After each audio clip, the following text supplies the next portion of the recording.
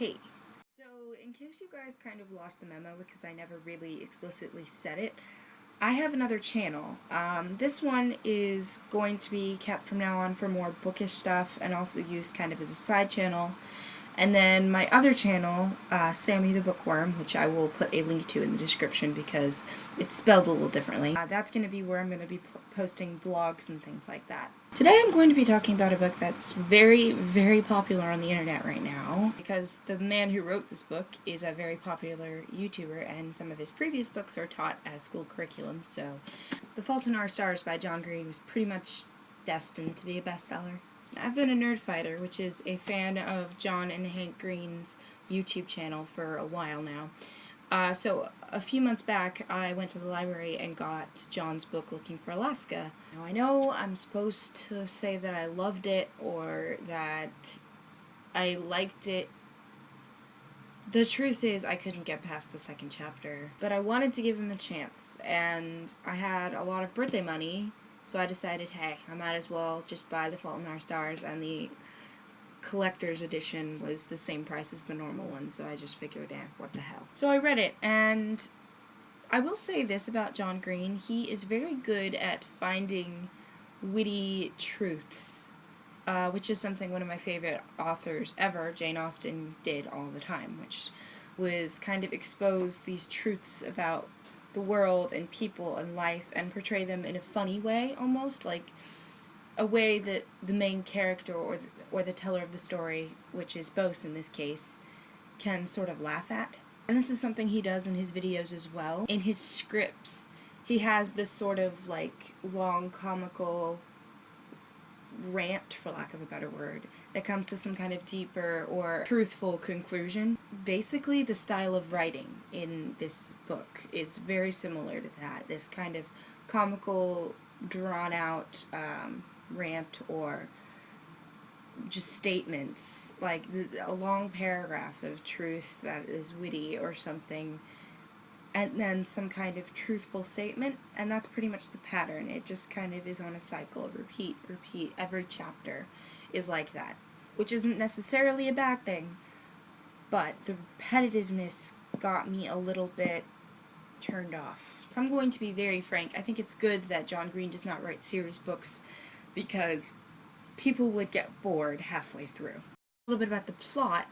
It's about, and from the point of view of, a 16-year-old cancer patient who meets a very attractive young man at a cancer support group and obviously falls in love with him because that's just what happens.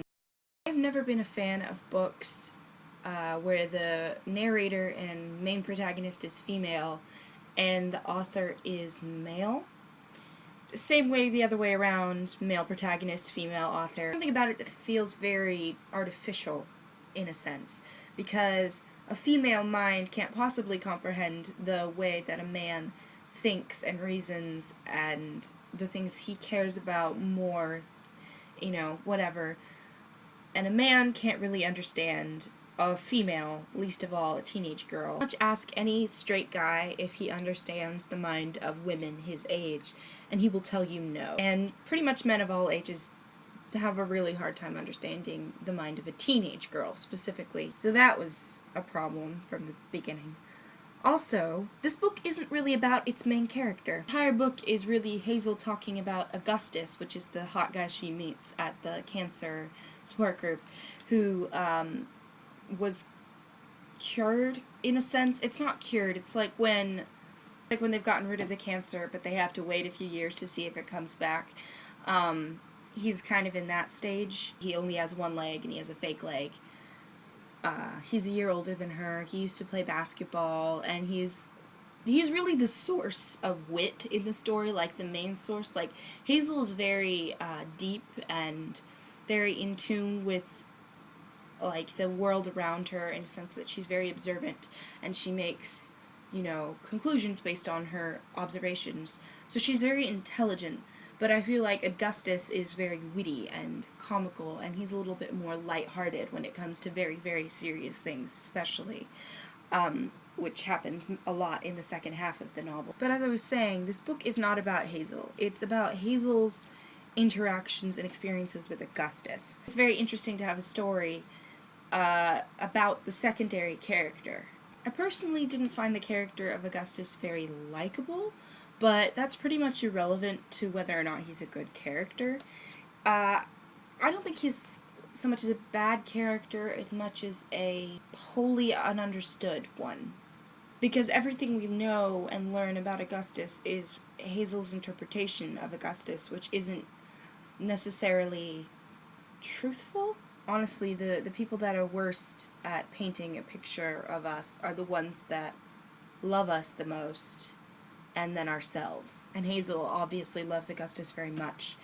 I was not in any way, shape, or form wowed by this book at all. It was not a bad book, but it was not a great book. I love John very much. I think that he's a very, very smart, funny, great vlogger.